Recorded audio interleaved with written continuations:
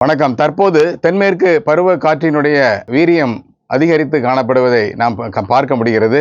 குஜராத் அருகே ஒரு காற்றழுத்த சுழற்சி பகுதி நிலவுகிறது. லாகூர் பகுதியிலே பாகிஸ்தான் பகுதியிலே ஒரு காற்றழுத்த சுழற்சி பகுதி நிலவி வருகிறது. இதன் காரணமாக மேற்கு திசையிலிருந்து வரக்கூடிய காற்றிலே மாறுபாடு ஏற்பட்டு கொண்டு வருகிறது. இந்த மாறுபாடு ஏற்படுகிறதுனால இந்த பகுதி முழுவதுமாக ஒரு 4 அல்லது 5 நாட்களுக்கு மழையினுடைய தாக்கம் அதிகரித்து காணப்படுவதை நாம் காண முடிகிறது.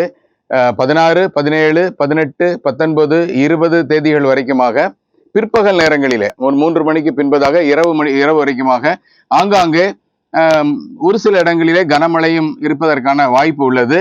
இன்று 16ஆம் தேதி வேலூர், திருவண்ணாமலை, நாகப்பட்டினம், கோடியக்கரை இந்த பகுதிகளிலே சற்று கனமழை இருக்கக்கூடும். தென் மாவட்டங்களிலே ஆங்காங்கே லேசான மழை இருக்க வாய்ப்பு இருக்கிறது. அதே போல சேலம் இந்த பகுதிகளிலேயும் ஆங்காங்கே ஒரு மிதமான மழை வரைக்கும் இருக்க வாய்ப்பு இருக்கிறது.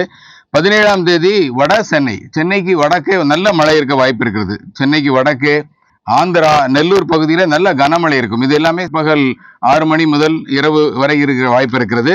சென்னையை பொறுத்த மட்டும் 18ஆம் தேதி சென்னையில நல்ல மழை இருக்க வாய்ப்பு இருக்கிறது. சென்னை, விஜயவாடா, நெல்லூர், வேலூர், தஞ்சாவூர், ராமநாதபுரம் இந்த பாக்கெட்ல அதிகமான மழை இருக்க வாய்ப்பு இருக்கிறது. 19ஆம் தேதி சென்னை, KTCC மாவட்டங்கள்ல ஓரளவு கனமழை இருக்கும். இது எல்லாமே ஒரு 4 மணி நேரம் 5 மணி நேரம் நீடிக்கக்கூடிய கனமழை, சாயந்தரம் துவங்கி இரவு வரைக்குமாக இருக்கக்கூடிய ஒரு மழை.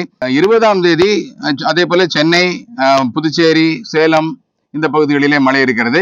மற்ற இடங்களிலே பரவலாக ஆங்காங்கே சேலம், விழுப்புரம், கடலூர், நாகப்பட்டினம், தஞ்சாவூர், திருவாரூர், மயிலாடுதுறை இந்த பகுதிகளிலே ஆங்காங்கே லேசான முதல் கனமழை இருக்க வாய்ப்பு இருக்கிறது. ஒரு சில இடங்களிலே இந்த 4 நாட்களும் தமிழகத்துக்கு ஒரு நல்ல மழை இருக்க வாய்ப்பு இருக்கிறது. காற்றினுடைய டைரக்ஷன் மாற்றப்படும்.